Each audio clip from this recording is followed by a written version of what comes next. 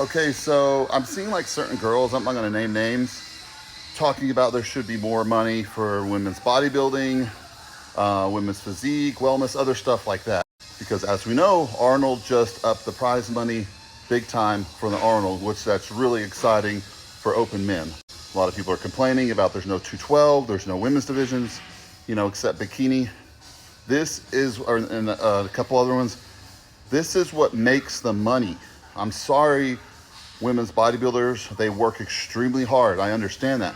But unfortunately, it's a very, very small percentage fan base. Men's bodybuilders were already, kind of scrutinized, so we understand. It's a niche thing, and women's bodybuilding just doesn't have a huge following. I'm just being real. Being in this industry over 20 years, it is what it is. Someone was saying, like, Arnold needs to earn his stripes. Arnold, what are you talking about? Arnold, it was by some women's physique competitor. I don't even know her name. I just saw the post. Arnold is doing so much for men's bodybuilding. And what people don't understand is a lot of times these shows, especially smaller shows, don't even make that much. They have a hard time paying the athletes.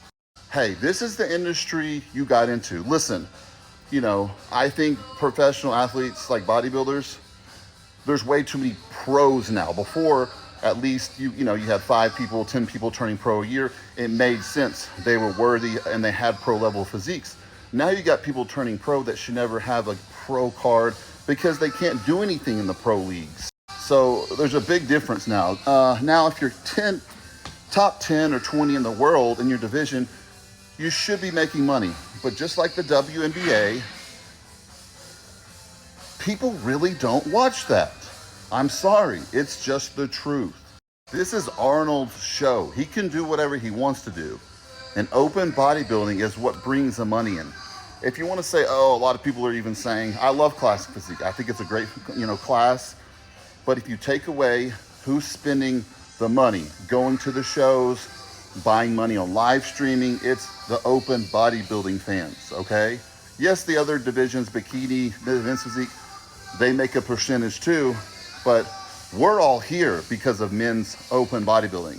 That's from the beginning, that's what it was, and all these other classes have been added to accompany people that could not compete in that class.